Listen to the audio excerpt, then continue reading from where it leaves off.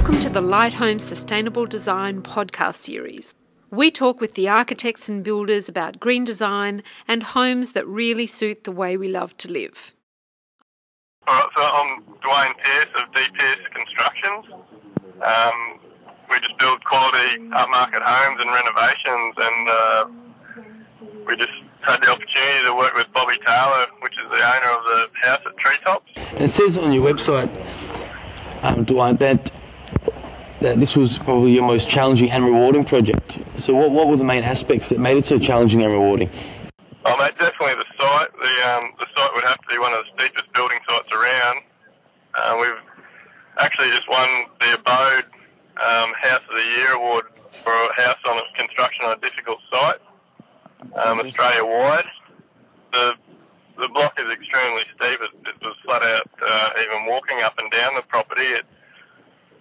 And having very little access right from the beginning meant it was extremely difficult with all the earthworks. We had to get quite a few machines in and bench the site so that we had pads to be able to work the machines on. Yep. And what, in your opinion, is the most unusual aspect of the house? It'd definitely have to be the height of the house. Like there wouldn't be any other places in Brisbane or possibly even southeast Queensland with a house that high.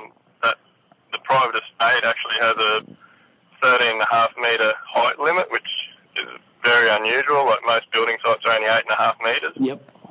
For residential property. So it was definitely the height of the house. Like the rear deck of the house is like 11.5 metres off the ground. So that's extremely. Like the height of the deck is normally the height of most roofs. All right. And what was your reaction when you first saw the blueprint and was asked to build this unusual house? It was definitely just it was just going to be a challenge right from the start. Like I couldn't believe that someone was wanted to attempt to build such a house, especially with the design of the massive concrete columns and then the steel structure off the top. Yep. It was about 6 to 8 months of planning and pricing and meetings with engineers and designers before any contracts were even signed. Fantastic. All right. And what type of construction is it?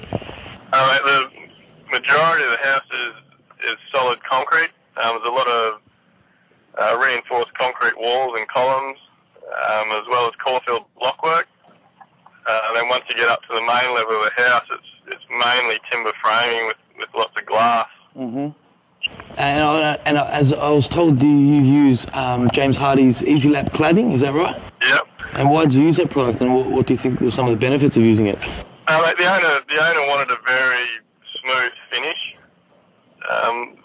The bottom story of the house was going to be just exposed blockwork, but we ended up rendering it in a concrete finish render, so he wanted the upper level of the house to blend in and just be nice and smooth, the same as the concrete walls. So the Easy Lap was good because it was large sheets, it was easy to work with, and it gave him that smooth finish, but he ended up being very happy with having the joints at 1200 centres, and it just broke it up that little bit. Since we've used it on that job, we've actually used quite a bit of it because some of the certifiers are requesting it due to its fire rating capability. All right, and the construction, it said on your website, was completed in 12 months. Is that a tight time frame for this kind of project? Yeah, we thought it would take longer. We'd allowed 15 months, but we actually could have finished it in probably about 9. We lost 6 weeks due to the flooding in Brisbane and the rain, all the rain around January, February. So we were pretty happy to have it finished in that time frame. And were there any environmental or sustainable considerations implemented throughout the design stage or throughout the construction? Yeah, we weren't really that involved with the preliminary drawings. When the client asked us to take over the job, he'd already had preliminary plans done. We ended up getting our architect to finish off and do construction drawings. There's a large atrium basically through the middle of the house, which it's got louvers along both sides and allows all the hot air to escape. The entire house, including the floors, is all insulated. There's ceiling fans. it's very environmentally friendly. It's all set up for solar heating, solar hot water to the pool, gas. Like we did as much as we could to keep it as environmental as we could. And how do you think the unusual design suits the local climate and the landscape? Oh man, it blends into the landscape really well. Like being here as high as it is and as unusual as it is in the bush, that really blends in. Like it's hard to notice the physical size of the house.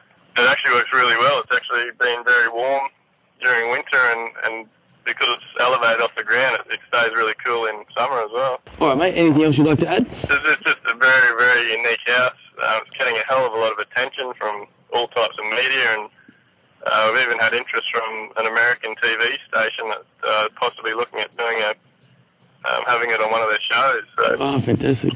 Just really appreciate your time, and congratulations on building a cool house.